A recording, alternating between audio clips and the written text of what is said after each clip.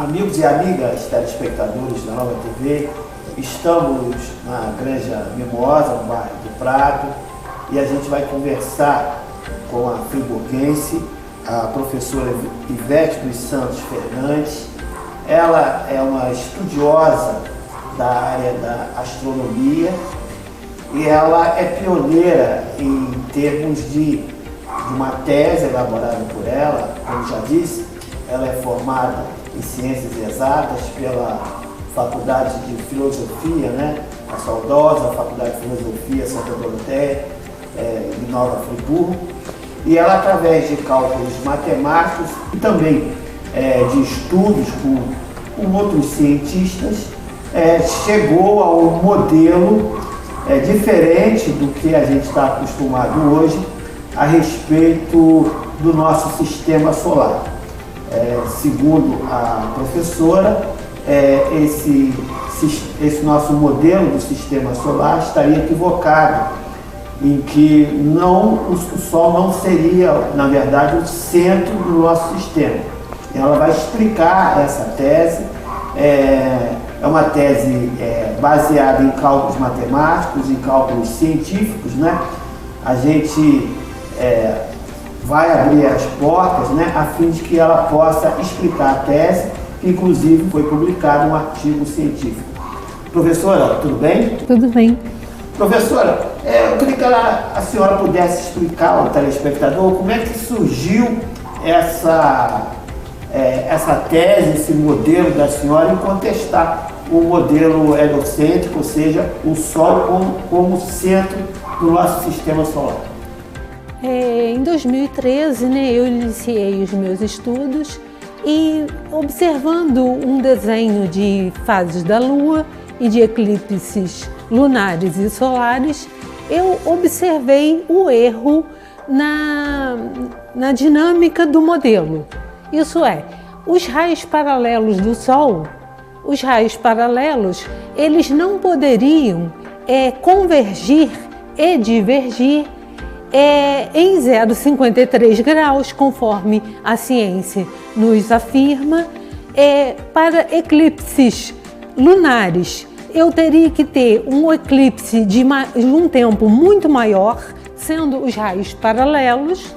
Então, a realidade deveria ocorrer de um eclipse de muito maior duração do que ocorre na realidade, que o eclipse lunar ocorre no máximo de tempo em 1h40, 1h42 minutos. Ele deveria ter uma duração muito maior. Foi aí o princípio de eu observar o erro, e depois eu fui somando outras incongruências a partir daí. Professor, então, por exemplo, só para o telespectador entender, por exemplo, o nosso sistema solar, hoje considerado, são 8 planetas, não é isso? Sim. São 8 planetas com a órbita em torno do Sol, todos eles seguindo a órbita em torno do Sol. Aí eu pergunto à senhora, a senhora fala em raios paralelos, ou seja, nesse sistema solar, no caso, o Sol estaria no mesmo plano dos planetas? Em termos de angulação? Como não, os planetas continuam a mesma coisa. Os planetas orbitam o Sol, isso é fato. Isso, mas o Sol está um pouco mais alto, um pouco mais baixo, ou no mesmo nível em termos de plano espacial a respeito do nosso sistema solar? O Sol, ele obedece à eclíptica, passa pela eclíptica. A elipse sempre. A elipse da... Sim, ele é visto sempre passando pela eclíptica. Isso é no caminho do Sol.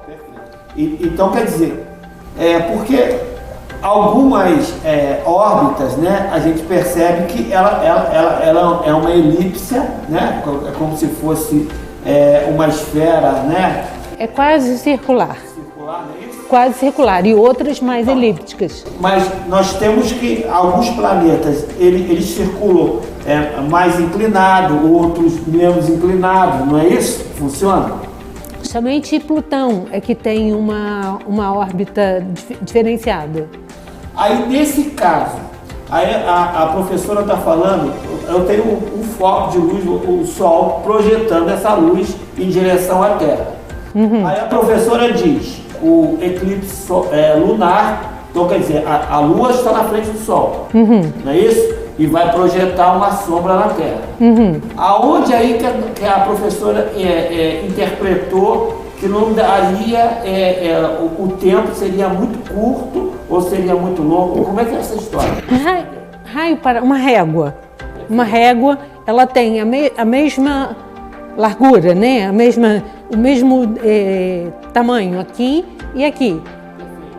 Então, o raio paralelo, passando um objeto esférico aqui, mesmo estando a muitos quilômetros de distância, a sombra desse objeto esférico teria que ter o mesmo tamanho do objeto.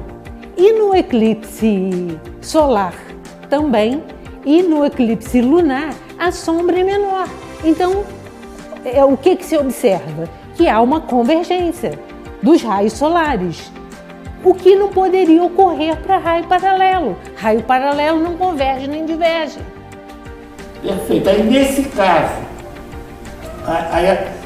isso levou à conclusão de que o modelo de um Sol imenso, com 696 mil quilômetros de raio, não poderia, o Sol não poderia ter essa dimensão.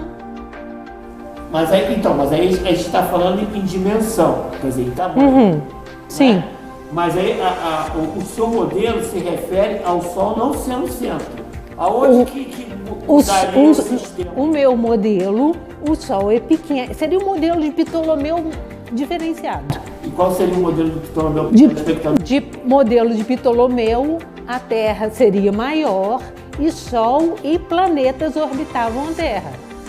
Seria o modelo de Ptolomeu.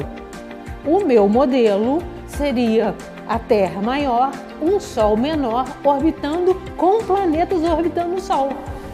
Então a sua visão é que o Sol seria menor? Menor, sim. Por quê? Porque o Sol, ele produz penumbra. Para a ótica, o Sol não poderia produzir penumbra, porque raios paralelos não produz penumbra. Aí o crepúsculo que a gente vê todos os dias não poderia ocorrer. Porque ele estaria iluminando sempre, seria isso ou não? Oi? A iluminação seria contínua? Sim, o raio paralelo não formaria ângulo. Mas isso não seria por causa da trajetória da Terra? Porque ela tem dois movimentos, um movimento de orbitar o Sol e o outro de girar em torno do seu próprio eixo? Uma coisa não... Deixa eu voltar a um assunto, no caso do raio paralelo. Um objeto esférico, como é o Sol, ele emitindo luz, ele obrigatoriamente tem que convergir e divergir. Por quê? Porque um raio que está a 90 graus um do outro tem que convergir e divergir.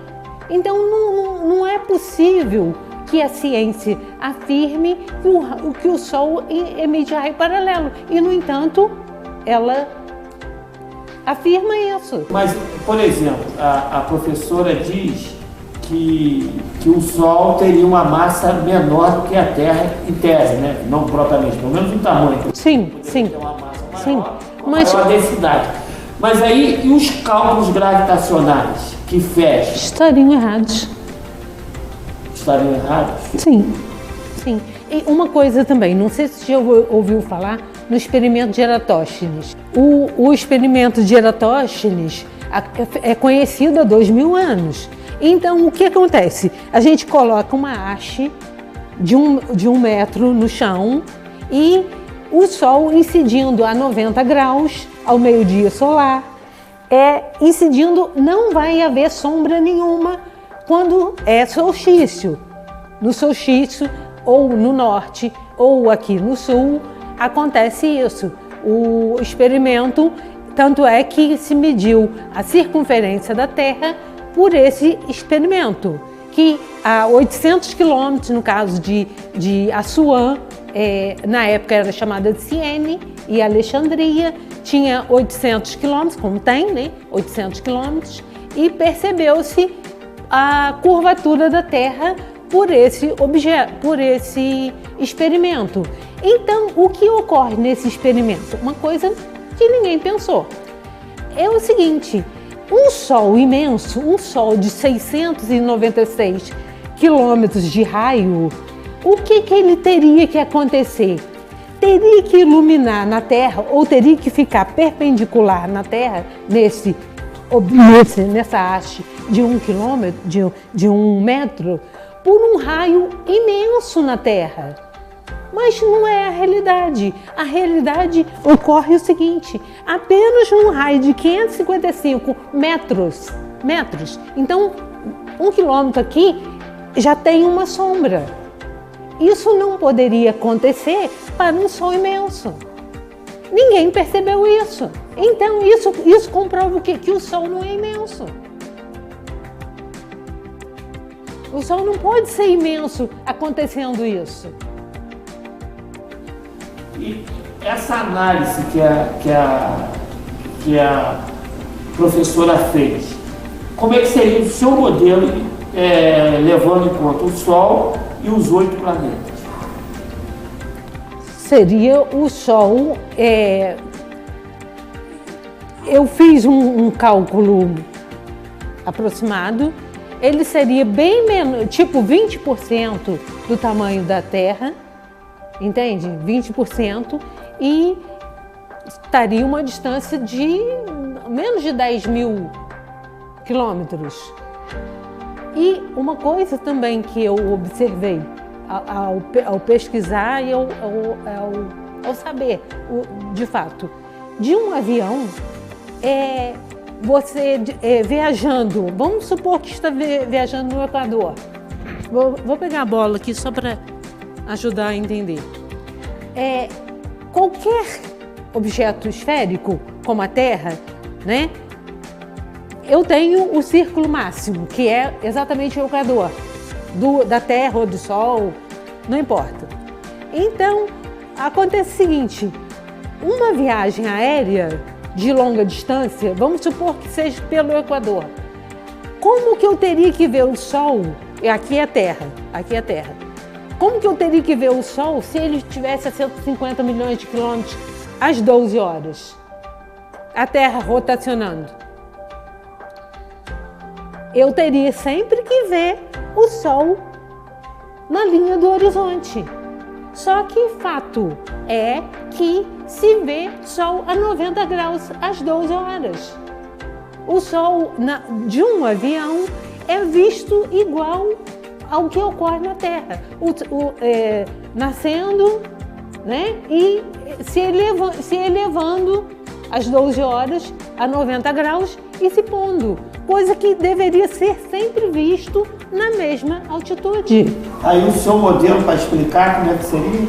Não, meu modelo é Terra rotaciona e o Sol, ele fazendo esse movimento real, por isso é visto às 12 horas a 90 graus. Então nesse caso, o Sol ele vai rotacionar em torno da Terra. Sim, ele vai transladar. É o contrário.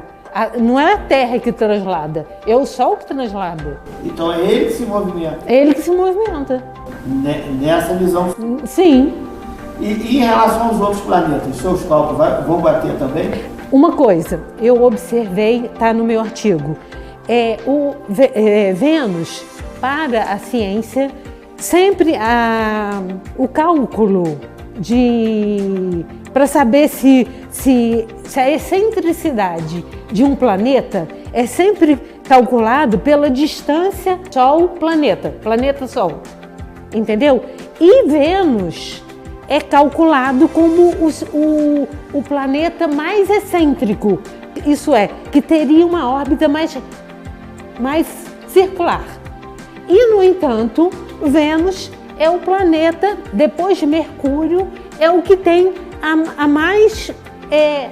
forma mais elíptica basta para isso que se observe Vênus sempre às 18 horas e ele vai ter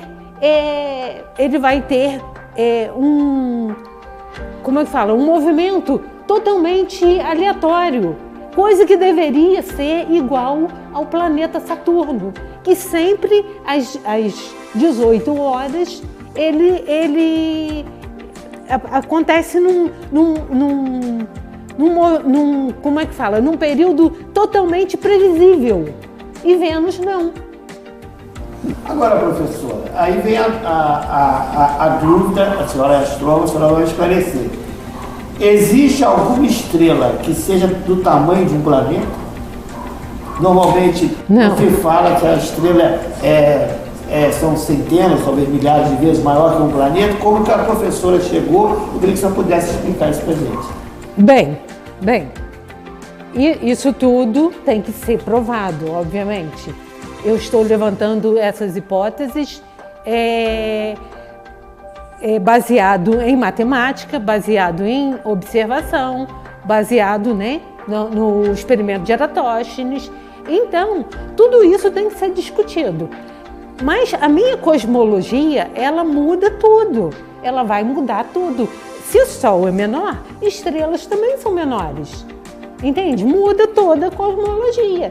Aí eu tenho uma legião de pessoas que me criticam exatamente por isso, porque realmente é absurdo eu falar isso. Mas vamos chegar agora, professor, em relação aos cientistas. Quem que apreciou o trabalho da senhora e o que eles disseram a respeito?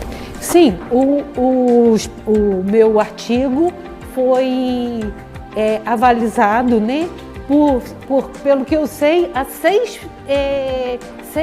especialistas da revista. Eu não tenho como saber qual é a especialidade deles, porque isso fica em segredo, eles também não me conhecem, entende? Então, eu sei que eu fui avalizada por 6 pessoas, especialistas nas diversas áreas. Eles concordaram comigo. Eles concordaram que a minha contestação faz sentido. Então teria uma base científica, vamos dizer assim. Sim.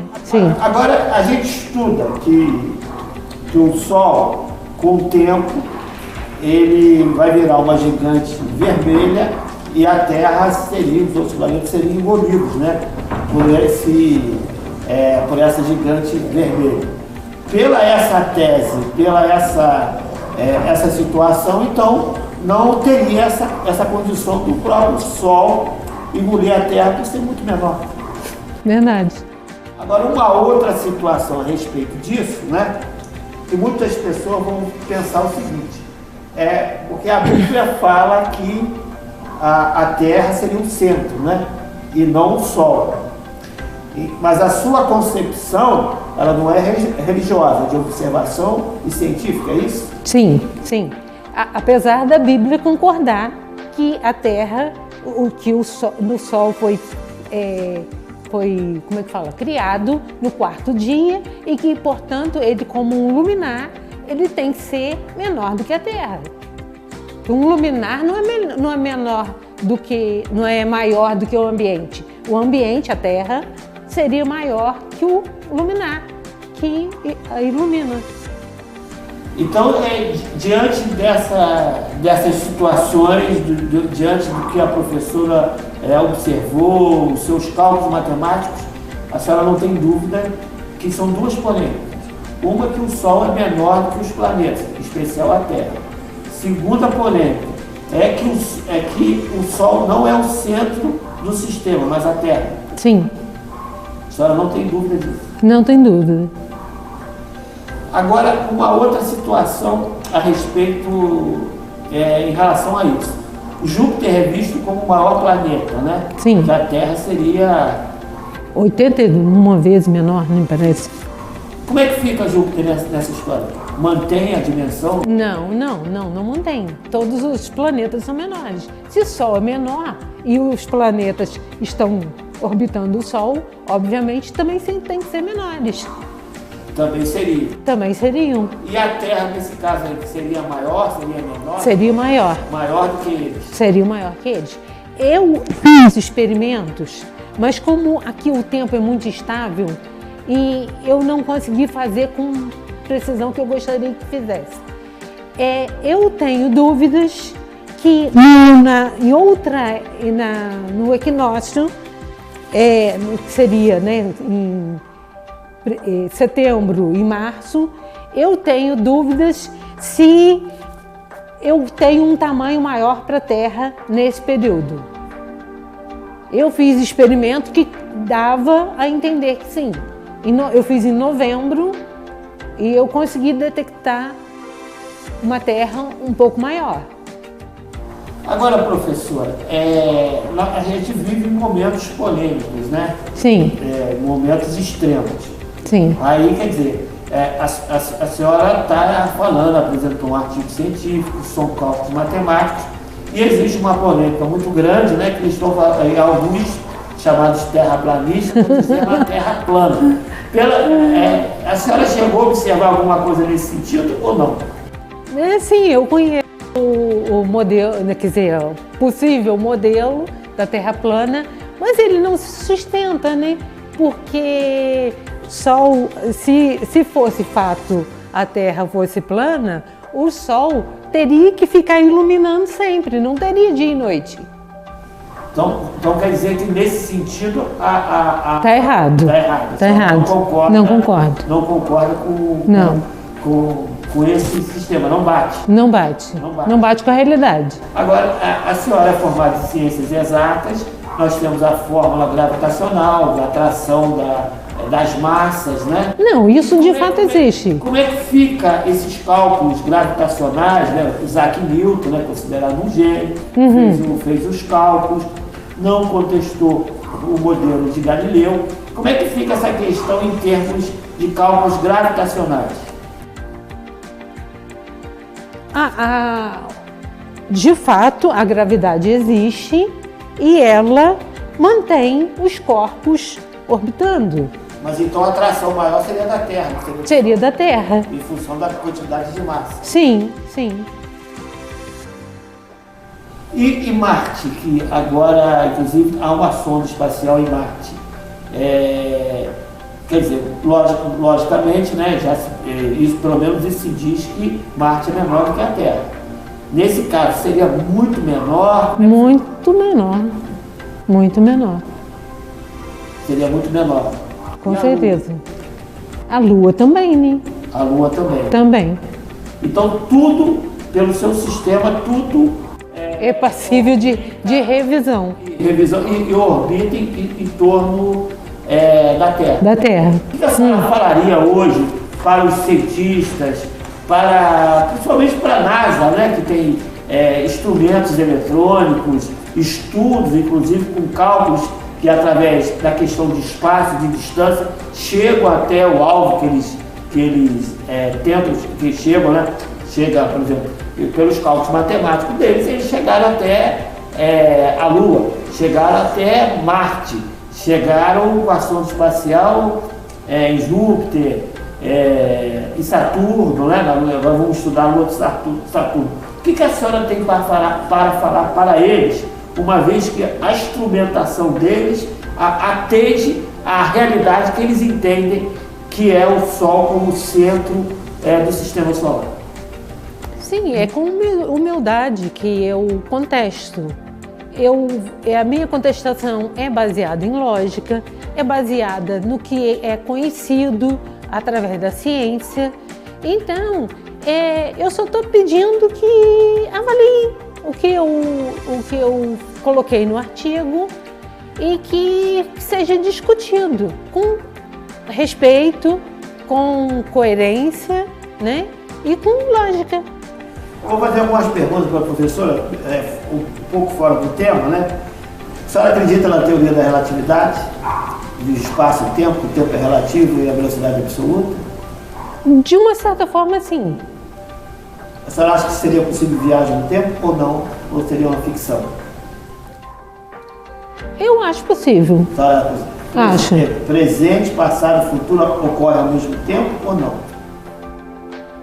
É uma discussão longa isso, né? Mas eu acredito que tem muita coisa ainda para a gente descobrir e que é possível, sim, a gente avançar nesse sentido. É possível, sim. Sim. A senhora acredita em vida extraterrestre ou não? A gente escuta muita coisa, né? Mas não sei. Não descarto nem... Nunca vi. Enquanto não for... Não for comprovado, é especulação, né? E uma coisa também, qualquer órbita de planetas ocorre o seguinte: sempre vai haver a órbita pelo círculo máximo. Nunca vai ficar na extremidade. Sempre vai ser pelo meio, pelo círculo máximo. Então, isso implica em estações do ano, isso implica em muitas outras coisas. Entendeu? Entendi. Mas nesse caso, do seu modelo, as estações do ano fecham? Com certeza. Ah, e uma coisa também, numa esfera, o que acontece? Aí Isaac Newton, né? Numa esfera, eu não consigo ficar aqui, é claro, mas o ponto de gravidade é aqui na parte maior da esfera. Então não tem como a ciência dizer que aqui essa linha pontilhada aqui, a ciência dizer que a Terra tem eixo inclinado, porque isso não existe numa esfera. Numa esfera, o eixo é apenas o de gravidade. Mas pelo modelo real, a Terra não seria uma forma de pera, não seria o periforme? Não, a Terra, aí entra em contradição, aí vou dar uma de terraplanista aqui. As fotos da Terra, ela é redondinha. Então as fotos são reais? Coisa. Pela distância, você não teria uma visão de circunferência? Não. Inclusive científico, né, que fala que a Terra, na verdade, ela seria achatada, não é isso? Não, isso não se sustenta. Por quê? Porque o Sol, nascer do Sol, a diferença no equinócio é 12 horas, 12, dia e noite. Então isso não se sustenta, senão teria outra duração para dia e noite. Isso não se sustenta. Mas se a professora falou que a Terra não se movimenta, como que a professora... Não, a Terra rotaciona. Ela rotaciona. Rotaciona. Tá, ela não se desloca. Ela não se desloca. Ela não tem esse movimento de deslocamento. Isso. Então daí por isso que você vê as estrelas diferentes. Sim, e tipo, a Terra rotaciona em 23 e 56 minutos. Esse 4 minutos é que faz com que ela retorne, desculpa, é assim, que ela retorne para a mesma estrela um ano depois, porque é 1 grau o dia. Entendeu? E o modelo atual, ele fala que a rotação ele fala que a translação da Terra que é responsável por esse 1 grau. E não, é a rotação. Então, se ele esquece da rotação, que também faz 1 grau, iria dobrar ou iria anular. Aí daria erro para a posição das estrelas do mesmo modo. Professora, a senhora é friburguense? Eu sou de Sumidouro. De Sumidouro? Sim.